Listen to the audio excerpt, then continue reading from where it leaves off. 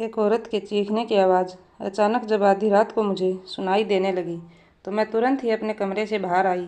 वह आवाज़ पास के ही एक कमरे से आ रही थी।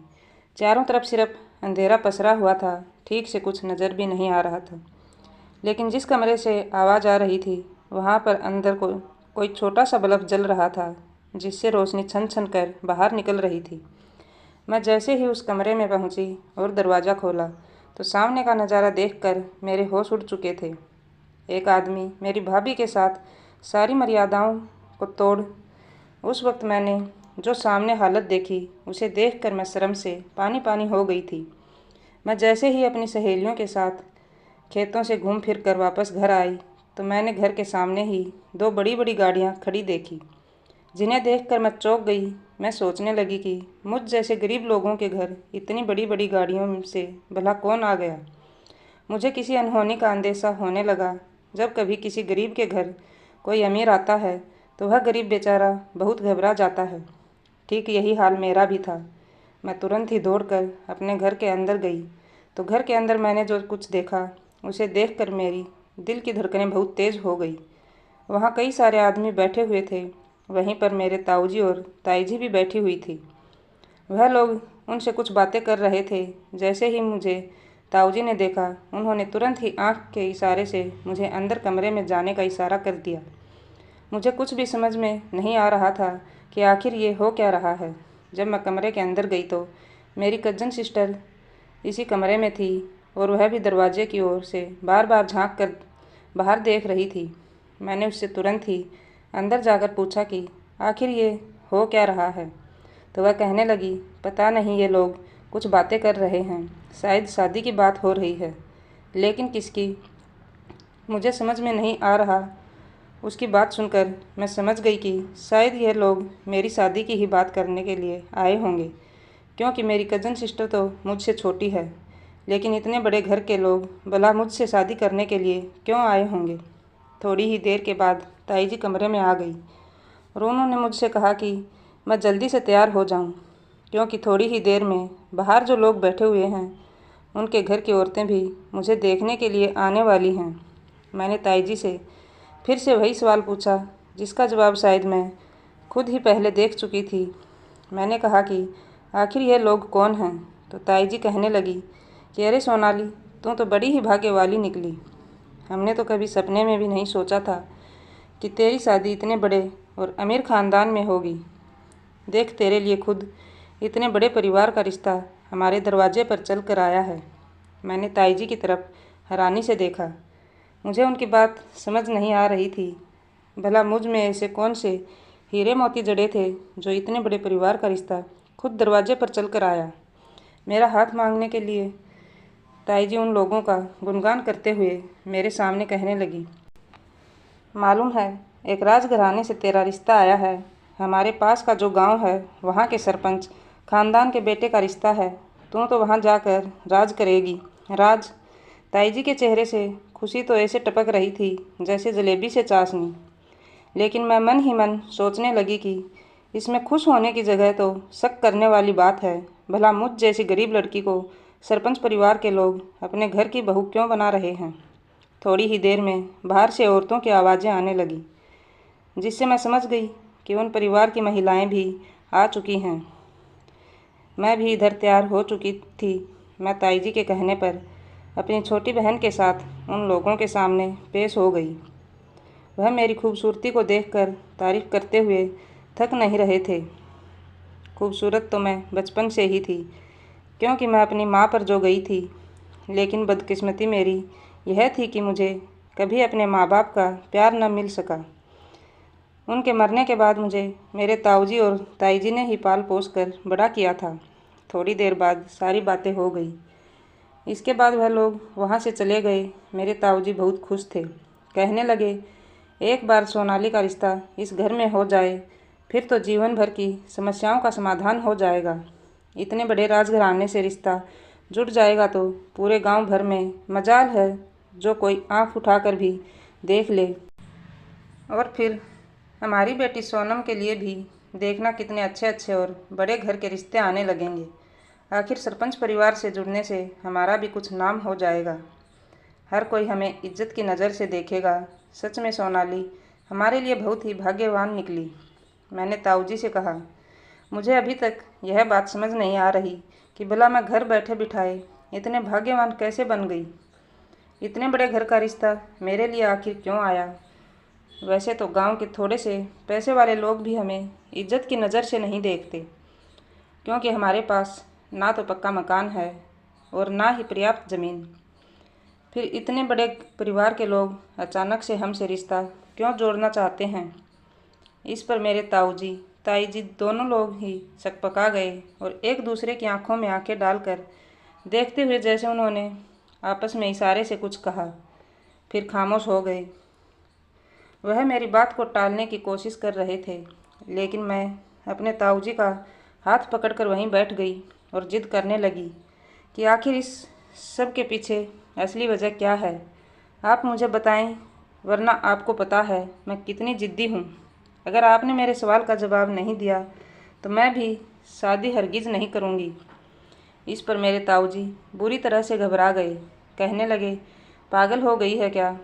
तेरे लिए इतना अच्छा रिश्ता आया है, ज़िंदगी भर ठाठ से जिएगी, किसी भी ऐशो आराम की कमी नहीं होगी। रुपया पैसा तो तेरे कदमों में गिरा पड़ा रहेगा। इतने जेवर होंगे तेरे जो तूने पूरी ज़िंदगी में कभी नहीं देखे होंगे, और तू इन सब चीज़ों को सिर्फ इसलिए ठोकर मारने की बात कह रही है क्योंकि मैं तेरे सवाल का जवाब नहीं दे रहा। अरे तू समझती क्यों नहीं? वह बड़े लोग हैं, ये उनकी मर्जी है कि वह किससे रिश्ता जोड़ना चाह रहे हैं और किस से जोड़ना नहीं चाह रहे हैं। ये उनका उपकार है जो उनकी नज़र हमारे ऊपर पड़ गई। वह तो भला हो उनके बेटे का जो उसने तुझे देख लिया और पसंद कर लिया, और देख उनके मन में ऊंच नीच का कोई भेदभाव नहीं था। वह सीधा यह तुझसे रिश्ता जोड़ने के लिए चले आए, इसलिए तेरा भी तो फर्ज बनता है कि तुम भी बड़पन दिखाए और इस रिश्ते को दिल से निभाए।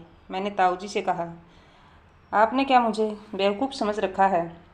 वह दूसरे गांव का सरपंच भला हमारे इस गांव में क्या करने आया था जो उसने मुझे देख लिया, और अगर वह आया होता तो मजाल है कि मुझे पता ना चला। पूरे गांव की खबर रखती हूँ मैं। आपने अपनी सोनाली को समझ क्या रखा है? मेरी इस बात पर ताऊजी मेरे कान खींचते हुए कहने लगे, जितनी तेज़ तेरी जुबान है ना, उतना तेज़ तेरा दिमाग भी है। तुझे मैंने कितनी बार समझाया है, अपनी जुबान और दिमाग थोड़ा कम चलाया कर। लड़कियों को इतना तेज़ होने की कोई ज़रूरत नहीं होती है, वरना लोग कोई ना कोई खोट निकाल देते हैं, और मैं नहीं चाहता कि मेरी सोनाली में कोई खोट निकाले। मैंने ताऊजी से कहा कि आप भला इतना क्यों डरते हैं? कोई खोट निकाल कर तो दिखाए मुझ में, उसकी ज़ुबान ना खींच लूँ मुँह से। मेरी इस बात पर ताऊजी ने मुझे हल्की सी थपकी दी और कहने लगे, देख सोनाली, अब तुझे अपना ये व्यवहार बदलना पड़ेगा। कम बोलना होगा, कम दिमाग चलाना होगा। तुझे जैसा कहा जाए चुपचाप वैसा करना होगा, क्योंकि अब तू एक सरपंच परिवार की बहू बनने वाली है। मैंने ताऊजी से कहा, लेकिन अभी तक आपने मेरे सवाल का जवाब नहीं दिया, और आप तो जानते हैं कि अगर मेरे मन की मर्जी नहीं होगी तो मैं यह शादी हरगिज़ नहीं करूँगी। अब आप इस शादी के पीछे जो असली सच्चाई है वह मुझे साफ साफ बता दीजिए, वरना मैं खुद से तो कहीं ना कहीं से पता कर ही लूँगी। मेरा इतना कहना था कि तभी मेरी ताई जी मेरे पास आकर बैठ गई और उन्होंने मेरे अचानक ही पैर पकड़ लिए। मैं बुरी तरह से घबरा गई। मैंने उनसे कहा, ताई जी आप यह क्या कर रही हैं? इस पर वह मेरे आगे हाथ जोड़कर कहते हुए रोने लगी और कहने लगी, सोनाली, तेरे माँ बाप के मरने के बाद हमने तुझे पाला पोसा और इतना बड़ा किया। हम तेरे माँ बाप तो नहीं बन सके, लेकिन हमसे इतनी कोशिश हुई कि हमने अपना फ़र्ज़ निभाया। आज मैं तेरे सामने अपनी झोली फैलाती हूँ और दूसरी अपनी ममता का कर्ज चुकाने की गुहार लगाती हूँ। मेरी बच्ची, इस शादी से भूल कर भी इनकार मत करना। देख अपनी छोटी बहन की तरफ तो देख। अगर तेरा इस घर से रिश्ता जुड़ गया तो तेरी छोटी बहन के भी भाग्य खुल जाएंगे, वरना अभी तक तो हम दोनों बूढ़ा बुढ़िया यही सोच सोच कर मरे जा रहे थे कि दो दो जवान लड़कियों का विवाह हम कैसे करेंगे। आज के समय में ज़रा सा भी अच्छा परिवार देखो तो इतना दहेज मांगते हैं कि आदमी की जान ही निकल जाती है। अपनी ताई जी की ऐसी बातें सुनकर मैं भी फूट फूट कर रोने लगी। मैंने उन्हें गले से लगा लिया। मैंने कहा, आप ऐसी बातें क्यों करती हैं? मैं तो बस आपको परेशान करने के लिए ही ऐसे कह रही थी। आपने जहाँ मेरा रिश्ता जोड़ दिया है, मैं वहीं शादी कर लूँगी। आप लोगों पर तो मेरी पूरी ज़िंदगी निछावर है। अगर आप दोनों ना होते तो मेरा ना जाने क्या होता। इस बात पर मेरी ताई जी ने मुझे गले से लगा लिया। उसके बाद वह मेरा हाथ पकड़कर कहने लगी, तुम पूछ रही थी ना कि वह लोग इतने अमीर होने के बावजूद भी हमारे जैसे गरीब लोगों से रिश्ता क्यों जोड़ना चाहते हैं। तो सुनो, दरअसल जिससे तेरा रिश्ता हो रहा है उसकी यह दूसरी शादी है, यानी कि तुम उसकी दूसरी पत्नी बनकर जा रही है। उसकी पहली पत्नी मर चुकी है। ताई जी के मुंह से ये बात सुनकर मेरे तो पैरों तले से ज़मीन ही निकल गई थी। मुझे बहुत गहरा झटका लगा था, मतलब कि मैं एक शादीशुदा आदमी के संग ब्याही जा रही थी। मैंने ताई जी से कहा, लेकिन आप लोग मेरे साथ ऐसा कैसे कर सकते हैं? ताई जी मुझे समझाते हुए कहने लगी, देख सोनाली, इसमें कोई बुराई नहीं है, क्योंकि तेरे होने वाले पति की पहली पत्नी अभी इस दुनिया में है ही नहीं। लेकिन हाँ, इसका एक छोटा सा बेटा है जो अभी मात्र 4-5-6 महीने का ही है और उसकी कोई ख़ास उम्र भी नहीं है। तुम बिल्कुल फिक्र मत कर, हम तुझे किसी बूढ़े आदमी के साथ नहीं ब्याह रहे हैं। उन्हें अपने बेटे और उसके संतान के लिए एक अच्छी लड़की की ज़रूरत है और बस इसलिए वह लोग हमारे घर से रिश्ता जोड़ना चाहते हैं। वरना सोचने वाली बात तो यह थी कि वह इतने पैसे वाले होने के बावजूद भी हम जैसे गरीबों के घर भला क्यों आते। मैंने ताऊजी से कहा, लेकिन सवाल तो अभी भी मेरा यही है कि वह सिर्फ हमसे ही क्यों रिश्ता जोड़ना चाहते हैं। उनके लिए तो हज़ारों रिश्तों की लाइन लगी होंगी। उनके पास पैसे की कोई कमी तो है ही नहीं, तो वह अपनी बराबरी वालों में भी तो रिश्ता कर सकते हैं। फिर हम गरीब ही क्यों? इस पर ताई जी कहने लगी, दरअसल जब से उनकी पहली पत्नी मरी है तब से गांव भर में यह अफवाह फैली हुई है कि उनकी पत्नी की आत्मा उस हवेली में भटकती रहती है, जिस वजह से हर कोई वह बहुत बुरी तरह से डरा हुआ है और कोई भी उन लोगों से रिश्ता जोड़ने को तैयार नहीं है। मैंने ताऊजी से कहा, आत्मा वगैरह कुछ नहीं होता। तो ताऊजी कहने लगे, यही तो बात है। मैंने भी उनसे यही कहा कि हमारी सोनाली इन सब बातों में विश्वास नहीं करती। वह 8वीं तक पढ़ी लिखी है और उसे ऐसी किसी भी चीज़ पर ना तो विश्वास है और ना ही डर लगता है। बस इसलिए मैंने फिर बहुत सोच समझ कर इस रिश्ते के लिए हाँ कर दी। देख बेटी, हो सकता है तुझे यह लगे कि मैं तेरी शादी एक ऐसे आदमी से कर रहा हूँ जो पहले एक शादी कर चुका है, लेकिन तू खुद सोच कर देख, उसकी पत्नी कौन सा जिंदा बैठी है जो तुझसे तेरा हक मारेगी, और जो बच्चा है वह भी बहुत छोटा है। उसे तुझ जैसे चाहे पाल पोस कर अपने रंग में ढाल लेना, वह बिल्कुल वैसा ही ढल जाएगा। मुझे तुझ पर पूरा विश्वास है कि दूसरे की औलाद के साथ तू कभी भेदभाव नहीं करेगी, क्योंकि तुझे खुद तेरे माँ बाप ने नहीं, तेरे ताऊ और ताई जी ने पाला है। और तुझे तो इस बात का एहसास बहुत अच्छे से होगा कि हमने कभी तेरे साथ भेदभाव नहीं किया, तो तुम भी भला ऐसा काम क्यों करेगी।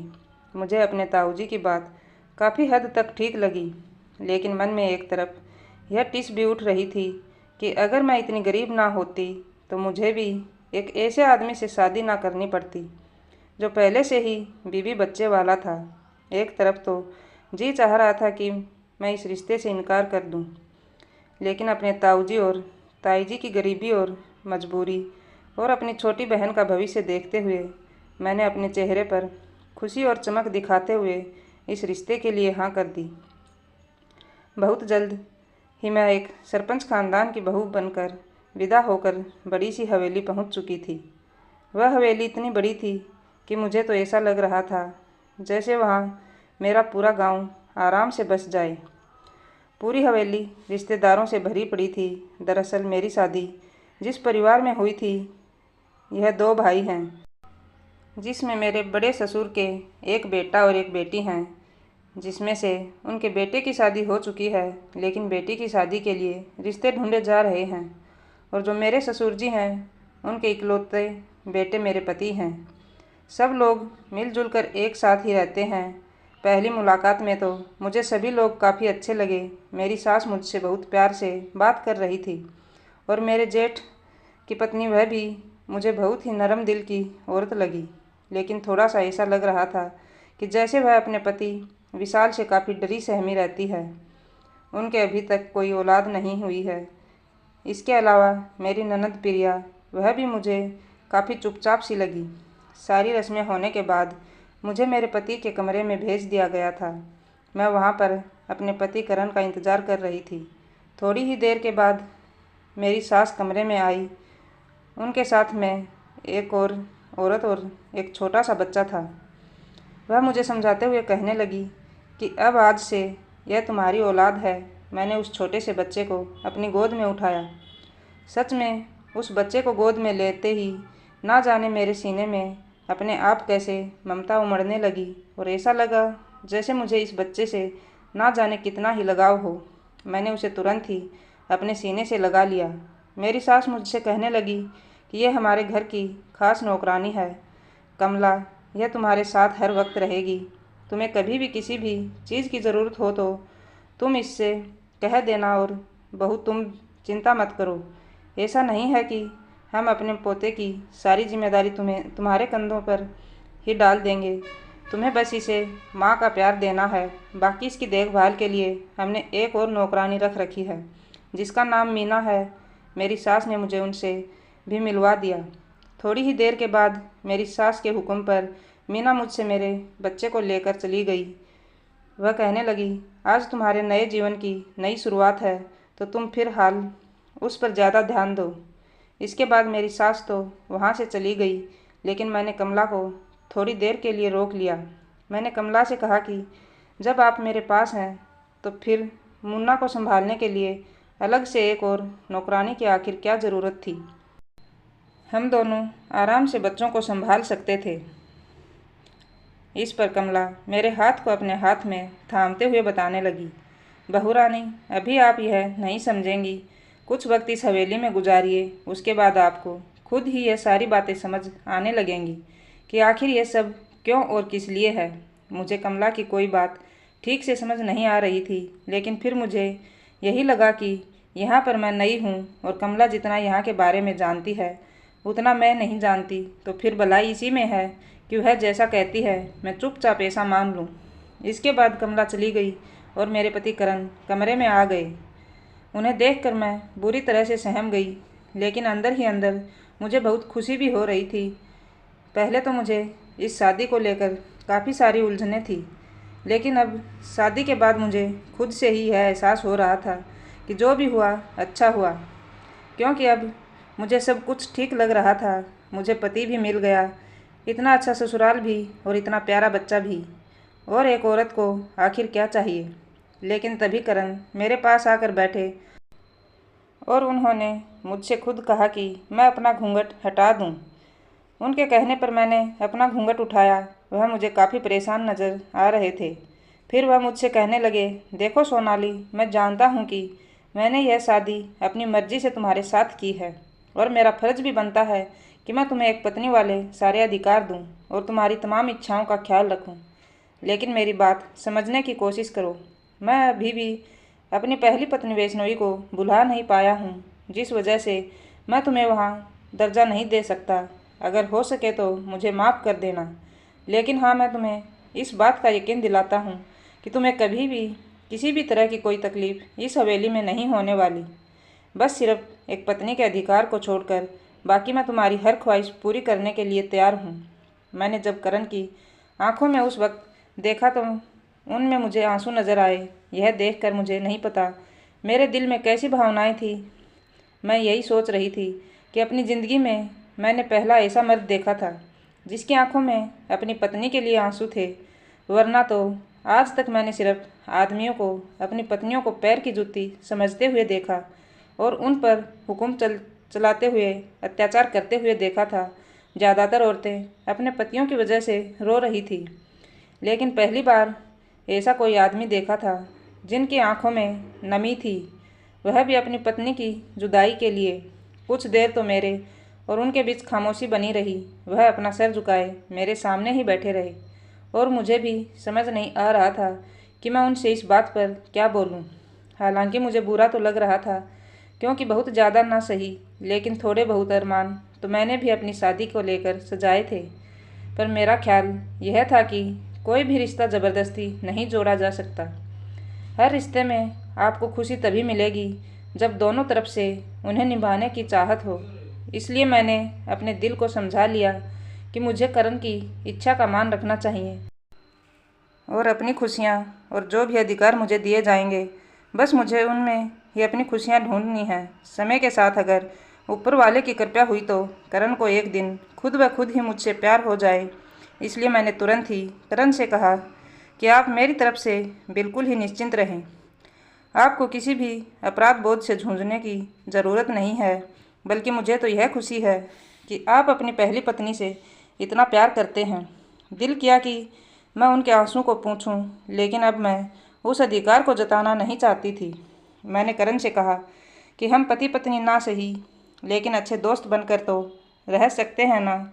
और आप बिल्कुल अभी परेशान मत होइए। मेरी इस बात को सुनकर करण के चेहरे पर एक संतोष के भाव नजर आने लगे। इसके बाद वह मुझे धन्यवाद कहकर पास ही पड़े हुए सोफे पर जाकर लेट गए। मैंने भी अपने कपड़े चेंज किए और हल्के कपड़े पहनकर सुकून की सांस ली। सच कहूँ तो मैं खुश थी। मुझे इस बात का कुछ खास दुख नहीं था कि करण ने मुझे अपनी पत्नी का दर्जा नहीं दिया, बल्कि शायद खुशी इस बात की ज़्यादा थी कि उन्होंने भले यह अधिकार ना दिया हो, पर मुझे इज्जत दी थी। और शायद प्यार से ज़्यादा महत्वपूर्ण इज्जत होती है जो मुझे करण से मिल रही थी, और मैं उसी में संतुष्ट हो गई थी। अगले दिन से शादी के बाद की सारी रस्में शुरू हो गई थी। ना जाने कितने सारे गांव की औरतें आकर इन रस्मों को निभा रही थी। कोई हंसी ठिठोली कर रहा था तो कोई एक दूसरे से हंसी मजाक। इसी बीच मेरी नज़र घूंघट की ओट से मेरे जेठ विशाल पर पड़ी, जो कि वहाँ से गुजरते हुए जा रहा था। पर मुझे अजीब तब लगा जब मैं भले ही घूंघट में बैठी थी, लेकिन उसकी नज़र इस कदर तीर की तरह मुझ पर टिकी हुई थी, जैसे कि वह घूंघट में घुसकर कि मुझे देख लेना चाहता हो। कहते हैं कि भगवान ने हर औरत को वह शक्ति दी है जो एक आदमी की आंखों को देखकर ही यह बता सकती है कि इस आदमी में खोट है या नहीं। विशाल को पहली नज़र में देखते ही मैं समझ गई थी कि यह आदमी बिल्कुल भी ठीक नहीं है, और इससे जितना दूर रहा जाए उतना ही खुद के लिए बेहतर ही होगा। कुछ रस्में अभी बाकी थी, लेकिन क्योंकि शाम होने लगी तो सारी औरतें मेरी सास से कहने लगी कि माफ़ करना, लेकिन हम शाम को यह नहीं रुक सकते, क्योंकि हम सबको अपनी जान प्यारी है। और इसके बाद वह सारी औरतें वहाँ से चली गई। मुझे उनकी यह बात समझ नहीं आई। कमरे में जब मैं पहुँची तो मैंने कमला से यह सवाल किया कि आखिर वहाँ औरतें ऐसा क्यों कह रही थी। इस पर कमला पहले तो मेरे इस सवाल के जवाब को देने से इनकार करने लगी, लेकिन फिर मैंने उसके हाथ पकड़ लिए और मैंने कहा, कमला, तुम यह मत समझो कि तुम मेरे लिए एक नौकरानी हो। तुम मेरी सहेली की तरह हो, और क्या तुम अपनी सहेली होने का फ़र्ज़ नहीं निभाओगी। मेरा अपनापन देखकर कमला की आंखों में आंसू भर आए और उसने मुझे गले से लगा लिया। वह कहने लगी, छोटी मालकिन, आप सच में वैष्णवी भाभी की तरह ही हो। वह भी मुझसे ऐसे ही प्यार से बात किया करती थी, लेकिन ये सारे घर वाले और यह गांव वाले उन पर इतने बुरे बुरे लांछन लगाते हैं जिससे मेरा दिल दुखता है। मैंने कमला से कहा कि लेकिन आखिर वैष्णवी दीदी के साथ ऐसा क्या हुआ था। मैं अभी उससे यह सब पूछ रही थी कि तभी मेरी सास ने कमला का आवाज़ दे दी और वहाँ से चली गई। अब धीरे धीरे मेरे उस हवेली में दिन यूं ही गुजरने लगे थे। करण अपने काम की वजह से ज़्यादातर हवेली 5 या 6 दिन के बाद ही आते थे, या फिर ये कहूँ कि वह अपनी यादों से पीछा छुड़ाने की कोशिश कर रहे थे, इसलिए खुद को ज़्यादातर कामों में व्यस्त रखते थे। लेकिन मैं भी उनकी खुशी में ही खुश थी और अपने बच्चे में अपनी दुनिया देख रही थी। इसलिए अब ऐसा हो गया था कि मैं ज़्यादातर कमला को अब अपने कमरे में अपने साथ में सुला लेती थी। वक्त के साथ साथ मेरी और कमला की दोस्ती बहुत बढ़ती जा रही थी। कमला का पति एक नंबर का शराबी आदमी था। वह घर की कोई जिम्मेदारी नहीं उठाता था। कमला के अभी तक कोई बच्चे नहीं हुए थे, लेकिन उसे अपने सास ससुर और अपने पति का खर्चा उठाने की वजह से हवेली में काम करना पड़ता था। कुछ दिनों के बाद ही एक रात अचानक मुझे ऐसा लगा कि जैसे बाहर से पायलों की आवाज़ आ रही है। मैं जब उठकर बैठी तो कुछ देर सुनने के बाद मुझे कुछ भी सुनाई नहीं दे रहा था। जैसे ही मैंने सोचा कि मैं दोबारा सो जाती हूँ, तभी मुझे फिर से बहुत तेज़ पायल की आवाज़ सुनाई दी, जिससे मैं तुरंत ही उठकर बाहर निकल आई। मेरा कमरा हवेली के ऊपरी हिस्से में था। इस ऊपरी हिस्से पर मैं रहती थी और दूसरी तरफ मेरी ननद रहती थी। बाकी सब लोगों का कमरा नीचे था। मुझे पहले तो कहीं कोई भी नज़र नहीं आया। चारों तरफ खाना अंधेरा पसरा हुआ था। फिर तभी एक अचानक हल्का सा हवा का झोंका मेरे चेहरे से टकराया, जिससे मैंने ऊपर की तरफ देखा। वहाँ पर देखते ही मेरी नज़र एक जगह पर जा पहुँची, क्योंकि सामने छत पर बने हुए एंट्री पर मैंने एक साये को खड़े हुए देखा। वह चांदनी रात थी, लेकिन फिर भी वह जो कोई भी खड़ा था, मुझे उसके शरीर का एक भी अंग दिखाई नहीं दे रहा था। वह बिल्कुल अंधेरे की तरह गुप्त काला था, लेकिन इतना समझ आ रहा था कि वह एक औरत है, क्योंकि उस औरत का साड़ी का आंचल हवा में लहरा लहरा कर उड़ रहा था। मुझे कुछ समझ नहीं आया। कुछ देर तो मैं वहीं खड़ी रही, लेकिन फिर मैं कमरे के अंदर आ गई और बहुत देर तक सोचती रही कि आखिर यह सब क्या था। सुबह हुई तो मैंने सबसे पहले यह बात कमला को बताई। मेरी बात सुनते ही कमला के चेहरे का रंग सफ़ेद पड़ गया था। वह मुझसे गुस्सा करते हुए चिल्लाने लगी कि आपको बाहर जाने की ज़रूरत ही क्या थी। आज आपने ऐसा किया है, लेकिन आज के बाद आप कभी भी ऐसा कुछ मत करना। अगर आपको कुछ भी रात में अजीब सुनाई दे या दिखाई दे तो आप तुरंत ही वापस अपने कमरे में आ जाना। और पहली बात तो आपको कमरे से बाहर जाने की कोई ज़रूरत ही नहीं है। मैंने कमला से कहा, लेकिन तुम मुझे यह बताओ कि वह साया किसका था। कमला कहने लगी, मुझे नहीं पता, मुझे इस सब के बारे में कोई जानकारी नहीं है। मैंने कमला से कहा कि तुम झूठ बोल रही हो, तुम्हें पता है, इसलिए तो तुम मुझे बाहर जाने से मना कर रही हो। तुम्हें मेरी कसम है, तुम मुझसे कुछ भी नहीं छुपाओगी। इसके बाद कमला ने मुझे जो कुछ भी बताया, उसे सुनकर मेरे होश उड़ गए थे। कमला ने कहा कि इस हवेली में वैष्णवी भाभी का साया नज़र आता है। वह आज भी इस हवेली में घूमते रहते हैं। कमला की इस बात से मुझे अपने ताऊ की कही हुई बात याद आ गई, जिसकी वजह से कोई भी इस परिवार में रिश्ता नहीं जोड़ना चाहता था। लेकिन अब तक तो मुझे यही लगता था कि भूत प्रेत जैसा कुछ नहीं होता, पर कल तो मैंने खुद ही अपनी आँखों से उस साये को देखा था। और मैं यह भी नहीं कह सकती थी कि वहाँ कोई इंसान हो सकता है जो शायद डराने के लिए ऐसा कर रहा हो, क्योंकि छत पर बनी हुई वहाँ अंटियाँ बहुत ऊंची हैं और उस पर छतरी नुमा डिजाइन बनी है, जिस कारण उस पर किसी के लिए भी एक जगह स्थिर होकर बिना किसी सहारे के खड़ा होना मुमकिन ही नहीं है। पर वह शायद 5 मिनट तक बिना हिले डोले आराम से वहाँ खड़ा हुआ था। और फिर सोचने वाली बात यह थी कि उस चांदनी रात में सिर्फ वही एक साया था जो बिल्कुल काला नजर आ रहा था। अब मुझे ऐसा लगने लगा कि शायद यहाँ पर जो लोग कहते हैं वह सच है। मैंने कमला से पूछा कि वैष्णवी दीदी की मौत कैसे हुई थी। कमला कहने लगी, वह जल कर मरी थी। मैंने उससे कहा कि भला कोई औरत इतने अच्छे पति, ससुराल और अपने इतने छोटे से बच्चे को छोड़कर अपनी जान क्यों देगी। आखिर क्या वजह थी जो उन्होंने इतना भयानक कदम उठाया। कमला कहने लगी, यह सब तो उनके बारे में बहुत बुरा बुरा कहते हैं। मैंने आश्चर्य से कमला से कहा, बुरा कहते हैं, लेकिन क्या कहते हैं। तभी मेरी सास कमरे में आ गई और वह कहने लगी कि तुम कमला के साथ हमारे पुराने मंदिर चली जाओ और साथ में अपनी जेठानी को भी लिए जाना। मुझे तुरंत ही निकलना था, इसलिए मैं आगे कुछ भी कमला से पूछ नहीं पाई। फिर फटाफट से तैयार होकर हम तीनों मंदिर के लिए निकल गए। मंदिर पहुंचकर वाकई हमें बहुत सुकून मिला था। मैंने सोचा कि घर पर तो मैं कमला से इस बारे में पूछ नहीं पाई थी, तो यही पूछ लेती हूँ। मैंने जैसे ही अपना वह सवाल कमला से दोहराया, तभी उसने मुझे आंख से इशारा करके चुप रहने को बोला। मैं समझ गई कि शायद वह मेरी जिठानी के सामने मुझे इन सब बातों के बारे में कुछ नहीं कहना चाहती है। घर लौट कर आई तो देखा कि मेरे ससुर जी की बहन आई हुई थी। मेरी सास ने मुझे उनसे मिलवाया। मैंने उनके पैर छुए। उसके बाद उन्होंने मुझे आशीर्वाद दिया और फिर मेरी सास से कहने लगी, अब इसका ध्यान रखना, कहीं ऐसा ना हो कि यह भी बड़ी वाली बहू की तरह बेढंगी निकल जाए, इसलिए हमेशा पैनी नज़र रखना। उनकी इस बात पर मेरा मन खट्टा हो गया था। आखिर वह कहना क्या चाहती थी?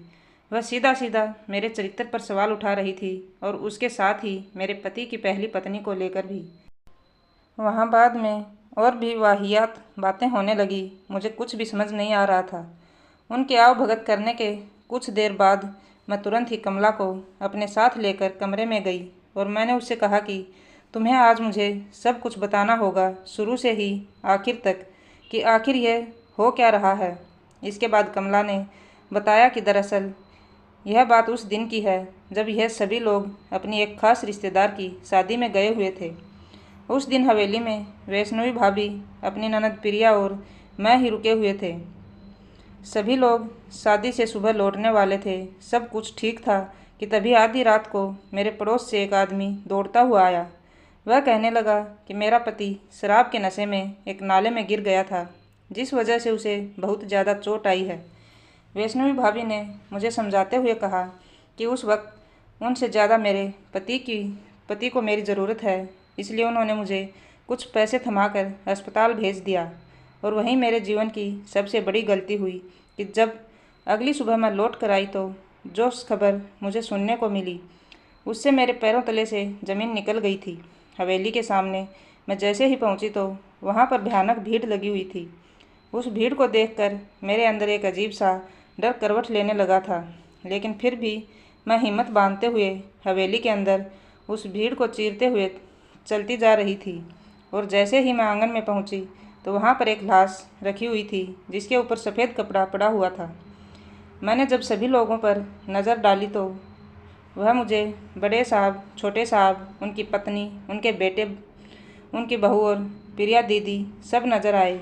बस अगर कोई नज़र नहीं आ रहा था तो वह थी वैष्णवी भाभी। यह देखकर मेरे दिल की धड़कनें बुरी तरह से बढ़ गई। हर कोई वहाँ अपना सर पकड़कर बैठा हुआ था। एक अजीब सा सन्नाटा पसर रहा था कि तभी एक जोर की हवा चली और ऐसे ही वहाँ सफ़ेद कपड़ा उड़ा तो सामने का नज़ारा देखकर मेरी रूह कांप गई। वैष्णवी भाभी का जला हुआ शरीर मेरे सामने पड़ा हुआ था, जिसे देखकर मैं तुरंत ही बेहोश हो गई। बाद में मुझे पता चला कि वैष्णवी भाभी ने खुद को आग लगाकर ख़त्म कर लिया, क्योंकि उन्हें बड़े साहब ने रंगे हाथों एक गैर आदमी के साथ पकड़ लिया था। वह आदमी तो भाग गया, उसका चेहरा भी बड़े साहब देख नहीं पाए थे, लेकिन वैष्णवी भाभी अब बहुत ज़्यादा शर्मिंदा थी और इस शर्मिंदगी से बचने के लिए ही उन्होंने अपनी जीवन लीला समाप्त कर ली। यह सब लोग वैष्णवी भाभी के चरित्र पर उंगली उठाते हैं, लेकिन मैं जानती हूँ कि मेरी वैष्णवी भाभी गंगा की तरह निर्मल थी। उसके चरित्र पर कोई दाग नहीं था। उसने करण भैया के सिवा कभी किसी को नज़र उठाकर भी नहीं देखा था।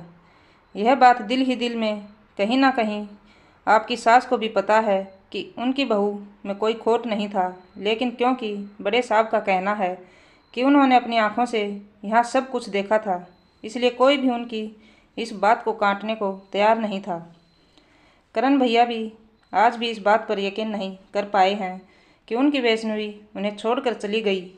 और यह सब लोग जो उन पर तोहमत लगाते हैं वह वाकई में सच थी। कमला रो रो कर कहने लगी, जब से वैष्णवी भाभी ब्याह कर इस घर में आई थी, मैंने उनके साथ हर पल एक साये की तरह रही थी और मुझे पता है कि वह स्वभाव की कैसी थी। क्या सोनाली वैष्णवी के कातिलों को सज़ा दिलवा पाएगी? क्या वैष्णवी को इंसाफ मिल पाएगा? यह सब जानने के लिए पढ़िए कहानी का अगला भाग।